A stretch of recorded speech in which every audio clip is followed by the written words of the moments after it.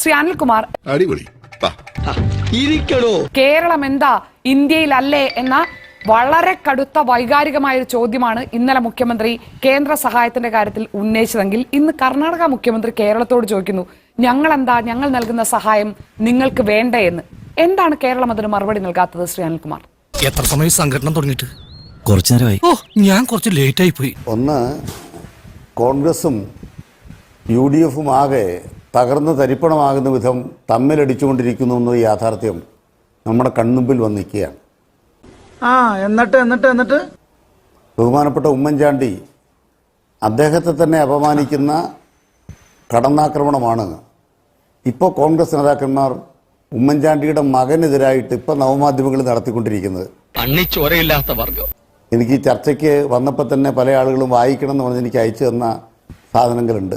വായിക്കുമ്പോ മാറിപ്പോകരുത്. പുതുപ്പള്ളി തെരഞ്ഞെടുപ്പിന്റെ സമയത്ത് CPM-ന്റെ സൈബർ സഖാക്കൾ ചാണ്ടി ഉമ്മനെതിരെ നടത്തിയ ആക്ഷേപമായി പോകരുത്. അവർ അയച്ചു തരുന്ന എന്താണെന്ന് താങ്കളൊന്ന് മനസ്സിരുത്തി വായിക്കുന്നത് നല്ലതായിരിക്കും.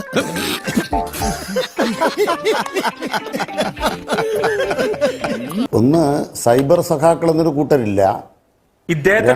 ആരെങ്കിലും ചാണ്ടി ഉമ്മനെതിരെ എന്തെങ്കിലും നടത്തിയിട്ടുണ്ടെങ്കിൽ അത് CPM-ന്റെ വകയല്ല.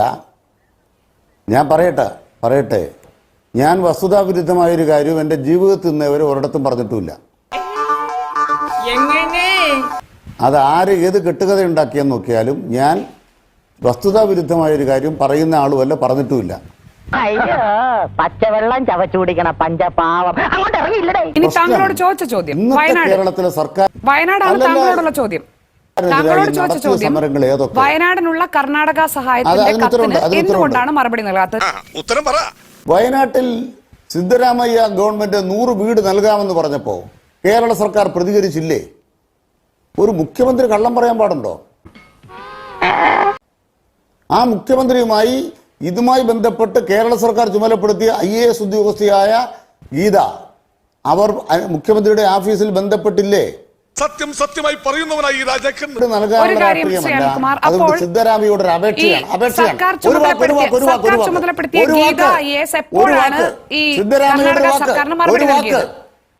ഇത് വടി കൊടുത്ത് അടി വാങ്ങുന്ന പരിപാടിയാണല്ലോ ബാബു. ഞാൻ സിദ്ധരാമയ്യോടൊരു വാക്ക് പറയട്ടെ. അദ്ദേഹം 100 വീട് നൽകാമെന്ന് പറഞ്ഞതിന് കേരള മുഖ്യമന്ത്രി അദ്ദേഹത്തിന് മറുപടി ട്വീറ്റ് ചെയ്തു. അദ്ദേഹത്തിന്റെ ഓഫീസിൽ ബന്ധപ്പെട്ടു. എന്നിട്ട് അദ്ദേഹത്തിന്റെ ഓഫീസിൽ ഈ വിവരങ്ങൾ വിളിച്ചു പറഞ്ഞത് ഗീത IAS ആണ്. അവർ അറിയിച്ചു എന്ന് മാത്രമല്ല, കർണാടക സർക്കാരിന്റെ വീടാണ് അദ്ദേഹം പറയുന്നതെങ്കിൽ ആ വീടിനെ സംബന്ധിച്ച് കേരളം സ്ഥലം ഏറ്റെടുത്താലേ അടുത്ത ഘട്ടത്തിലേക്ക് പോകൂ. സ്ഥലം ഏറ്റെടുക്കുന്നതിനുള്ള നടപടി എവിടെയാണെന്ന് ആർക്കും അറിയാത്ത കാര്യമാണ്. ഇവൻ ശരിയല്ല. കത്തിലും കർണാടക മുഖ്യമന്ത്രി പറയുന്നതാണ്, സ്ഥലം ഏറ്റെടുക്കലിന്റെ കാര്യത്തിൽ തീരുമാനം ഇങ്ങനെ നീണ്ടു പോവുകയാണെങ്കിൽ സ്ഥലം കൂടി ഞങ്ങൾ വാങ്ങി വീട് വെച്ചുകൊള്ളാം. എന്തുകൊണ്ടാണ് മറുപടി നൽകാത്തതെന്ന് താങ്കൾ പറഞ്ഞതുപോലെ കേരളത്തിന്റെ മറുപടി എപ്പോഴാണ് കർണാടക സർക്കാരിന് എത്തിയത്? തീയതി ഒന്ന് പറയാമോ? ഇപ്പൊ 2 കാര്യങ്ങളുണ്ടായി. ഒന്ന്, സ്ഥലം ഏറ്റെടുക്കാൻ ഇവിടെ ബുദ്ധിമുട്ടൊന്നും കർണാടക സർക്കാരിനെ ആരാ അറിയിച്ചത്? പത്രം വായിച്ചിട്ടുണ്ടാവും. അല്ലല്ല, ഇങ്ങോട്ട് ആ കത്തിൽ ഇങ്ങനെ പറയുന്നല്ലേ ഷാനി പറയുന്നത്. സ്ഥലം ഏറ്റെടുക്കാൻ ബുദ്ധിമുട്ടുണ്ടെങ്കിൽ ഞങ്ങൾ സ്ഥലം കൂടി വാങ്ങിച്ചു കൊള്ളാം എന്ന് കർണാടക സർക്കാർ ഇപ്പൊ പറഞ്ഞു എന്ന് പറയുന്നു. സ്ഥലം ഏറ്റെടുക്കാൻ ബുദ്ധിമുട്ടുണ്ടെന്ന് കർണാടക സർക്കാരിനെ ആരെങ്കിലും അറിയിച്ചിട്ടുണ്ടോ? പിന്നെ എന്താണ് പ്രശ്നമെന്ന് പറയൂ ശ്രീ അനിൽകുമാർ. ഇയാൾക്ക് തലയ്ക്കെന്താ തകരാറാണ് മേഡം? സ്ഥലം ഏറ്റെടുത്തു കഴിഞ്ഞാൽ ഞങ്ങൾ വിവരം അറിയിക്കാമെന്ന് പറഞ്ഞിട്ടുണ്ടെന്ന് ശ്രീ അനിൽകുമാർ ഈ ചർച്ചയിൽ പറഞ്ഞു. കുഴപ്പമായി തോന്നുന്നത്. അതിനുശേഷം ഒരു അറിയിപ്പും ഉണ്ടായില്ല എന്ന് കർണാടക മുഖ്യമന്ത്രി എഴുതിയ കത്ത് ഇന്ന് പുറത്തു വന്നു.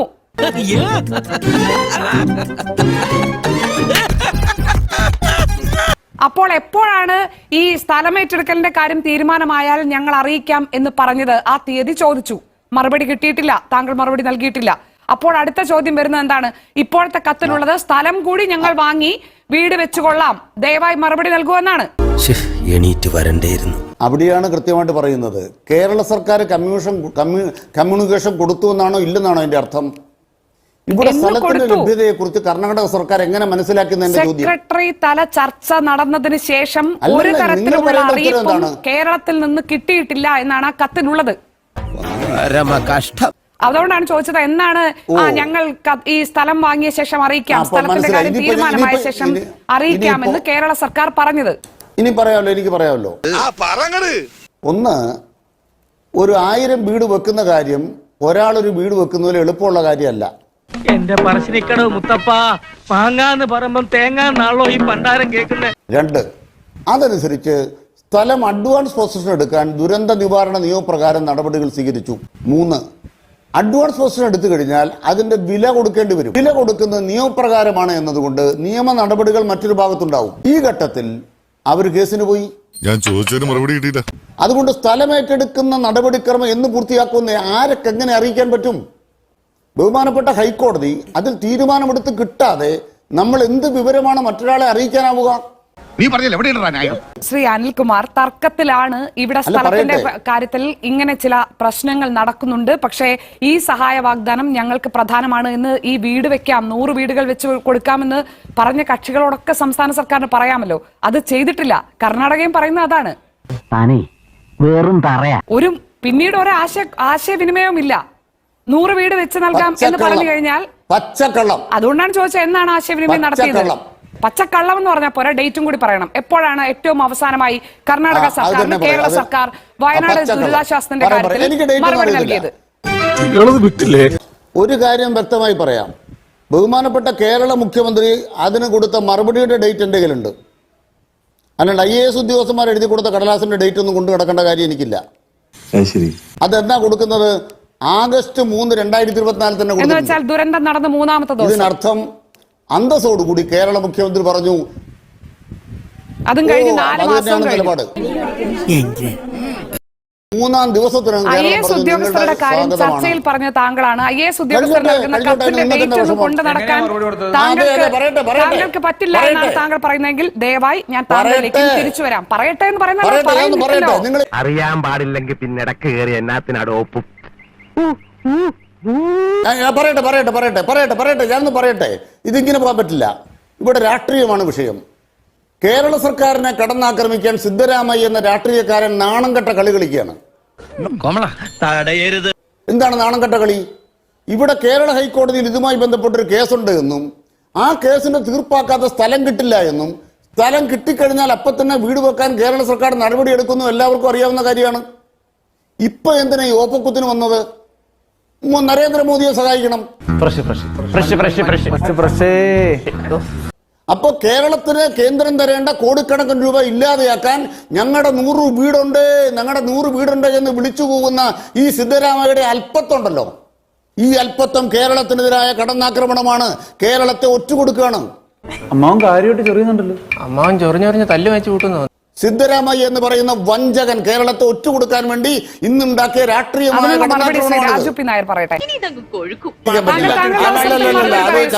അത് ചർച്ചയല്ല.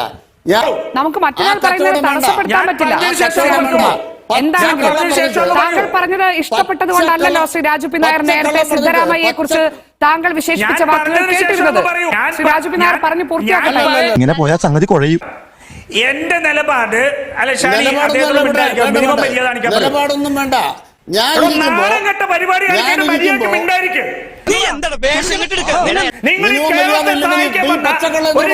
ഒരു മുഖ്യമന്ത്രിയെ നിങ്ങൾ വിളിച്ചത് നാണംകെട്ട വർത്തമാനം. നിങ്ങൾ പ്രളയത്തിന്റെ പേരിൽ കൈയിട്ട് വാരി തിന്നു. ഇന്ന് വയനാട് ആവശ്യം പുറത്തുനിന്ന് സഹായം വരാതെ അവിടെ ഈ പ്രവർത്തനം നടത്തി കോടികളുടെ കള്ളത്തരം കാണിക്കണം. കാര്യം സത്യമാണെങ്കിലും എനിക്ക് അംഗീകരിച്ചു കൊടുക്കാൻ പറ്റുമോ? പാവപ്പെട്ട മനുഷ്യരുടെ ദുരന്തത്തെ ആഘോഷിക്കപ്പെടുന്ന നീചനായ പിണറായി വിജയൻ അല്ലെ? കേരളത്തിന്റെ മുഖ്യമന്ത്രിയോട് ഒരു സംസ്ഥാനത്തിന്റെ മുഖ്യമന്ത്രി പറയാ ഞങ്ങൾ 100 വീട് കൊടുക്കാം, ട്വീറ്റ് ചെയ്തു. മാനവും മര്യാദ ഉണ്ടോ നിങ്ങൾക്ക് പറയാനായിട്ട്? പോയി ചത്തുടട. കേരളത്തിന്റെ മുഖ്യമന്ത്രി എന്താ ചെയ്യേണ്ടത്? നിങ്ങൾക്ക് നേരിട്ട് കത്തയക്കണം ഇല്ലേ? എന്നിട്ട് സ്ഥലം ഏറ്റെടുത്തു. ഏത് സ്ഥലം? കേസിൽ കിടക്കുന്ന സ്ഥലം ഏറ്റെടുത്തു. പാവപ്പെട്ട മനുഷ്യരെ വെച്ച് കള്ളത്തരം കാണിക്കാൻ അഴിമതിക്കാരനായ നീചനായ മുഖ്യമന്ത്രി പിണറായി വിജയൻ അല്ലേ? ചോദിച്ചു മേടിച്ചതാ സാറേ. നിങ്ങൾക്ക് എന്നിട്ട് സിദ്ധരാമയ്യെ തെറി പറയണം അല്ലേ? നാണമുണ്ടോ നിങ്ങൾക്ക്? ഈ സംസ്ഥാനത്തെ ജനങ്ങളെ സഹായിക്കാൻ നിങ്ങൾ പോയി കാല് പിടിച്ചിട്ടല്ലോ. അവിടെ പറഞ്ഞല്ലേ 100 വീട് ഞങ്ങൾ പണിതു തരാം. ഷാനി പ്രശ്നം അറിയോ? സിദ്ധരാമയ്യ വിചാരിച്ചു ഈ ഒരു നാട് മുഴുവൻ ദുരിതത്തിലായപ്പോ അതിനെ രക്ഷപ്പെടുത്താൻ ആത്മാർത്ഥമുള്ള സർക്കാർ ഇവിടെ ഉണ്ടാവും എന്ന് പ്രതീക്ഷിച്ചു. 3 മാസം 4 മാസം കഴിഞ്ഞു.